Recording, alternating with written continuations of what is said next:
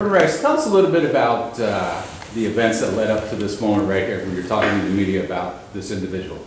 The events today?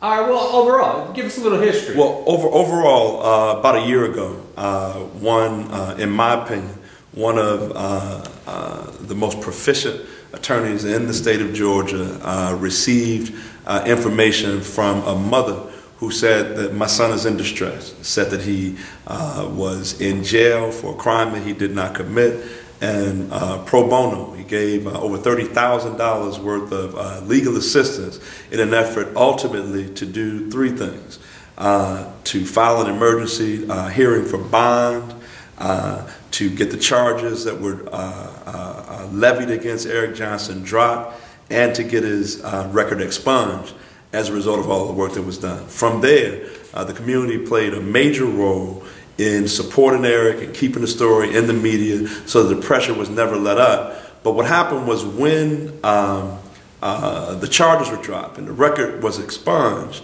Eric literally went from the prison roll to the honor roll. We talked to the president of Paine College. He agreed to accept Eric into Paine as an incoming freshman with a 50% scholarship. Gave him a 50% scholarship, and our responsibility, if he gave that scholarship, was to raise the other 50% of Eric's first year of education. We are embarking on a $10,000 fundraising effort. We just left WAOK radio station, Too Much Truth with Derrick Bozeman, and we raised right around $2,500 in about an hour and 10-minute period of time. We are committed to raise the remaining portion of these funds by the end of this week.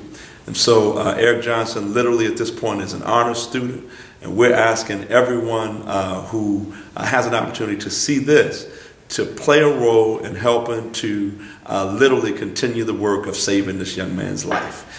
We have a scholarship fund that's set up. You can go to www.Sankofa UCC-ATL.org, click on the Eric Johnson Scholarship link and give through PayPal, or you can go to any SunTrust bank and give to Sankofa United Church of Christ, the Eric Johnson Scholarship Fund. And we're looking again to raise the remaining balance of his $10,000 for Eric's schooling within the next 4 or 5 Also days. about this case that you handled in the past year. Over the past year, we have been involved in the Eric Johnson case. Eric was accused of some very heinous crimes. His mother continued to come to our office and let us know that he was not involved. When I met with Eric, I was convinced that he, in fact, was not involved. We, at that point, decided to launch a defense for Eric. We began to defend his case. We had an emergency bond hearing, and we were able to actually get Eric released on bond, and after 9 months, the charges were eventually dismissed. Eric continues to be a part of our firm in that we continue to support him in what he's doing. Reverend Rice and the Sankofa United Church of Christ was able to get Eric at Paine College, and it's at that point we've continued to remain in contact with Eric to try to mentor him, encourage him, and now we're actively involved in a fundraising campaign to raise the necessary funds for Eric to continue at Paine College. It's such a rare occasion that we have a young man who's accused of something so heinous, but for him to be so innocent, and now for him to have such a wonderful opportunity to just completely reverse the trend of going to jail. Now he'll be graduating from college with our help. So we're hoping that anyone in the Atlanta community, anyone across the country that's interested in really seeing justice served will help us help Eric go back to Paine College and complete his education by donating. Is Eric an angry or bitter man because of this experience? Eric is a beautiful young man. He's a wonderful young man. He's the kind of young man that I want my sons to grow up to be. He's kept his heart. He's kept his commitment to his family. He has not lost his compassion for other people. He realizes the blessings that he has, and I think he's shown through getting a 3.26 grade point average how much he respects what we've done for him and his commitment to education. And that is something that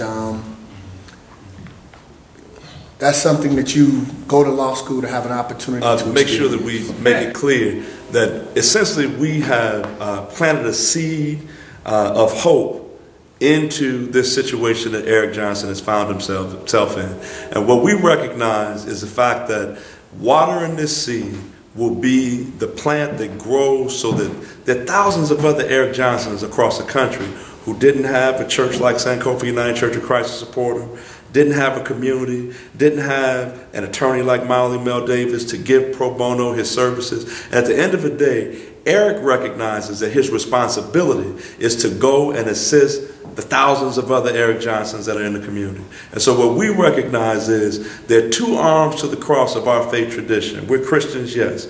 We understand that the vertical arm connects us with God. It's what helps us to praise God. But the horizontal arm connects us one to another. Our responsibility is to not only do this work for Eric, but to make sure that we're planting seeds so it's done for the other Erics that are across the country. So we thank you for your support, and we look forward to seeing as many people pour out their support I as was possible. incarcerated for 100 days, and it was one of the hardest times of my life. And so right now I attend Paine College, and I'm very grateful for the opportunity because they gave me the opportunity when no one else would. Talk a little bit about, you obviously knew you were innocent, but you felt an injustice was done to you. How did you reach out to the community, and how did the community in turn reach out to you to get you to where you're at now? It started when my mother first contacted my attorney Mawuli Davis, and then he was already in relations with my pastor, Reverend Rice, and they actually got up the resources in the community to help, which actually gave me the money for my bond, which freed me, and they're also supporting me right now as I'm trying to go back to college and make something better of myself so I can help so I can put back into the community what they gave me. Do you feel bitter or angry about what you went through? Not at all. I do. Excuse me. Okay. Yeah, I mean, we'll edit this, so don't worry about it. Yeah, just if you want to catch your thought, go ahead. All right. Yeah. Do you feel bitter or angry about it? Yeah, I mean, you know, you were in it. You probably were telling people, you're screaming at the top of your voice, "I didn't do this. I didn't do this." Nobody would listen to you. It was very frustrating knowing that being in there and I had nothing to do at all with the crime.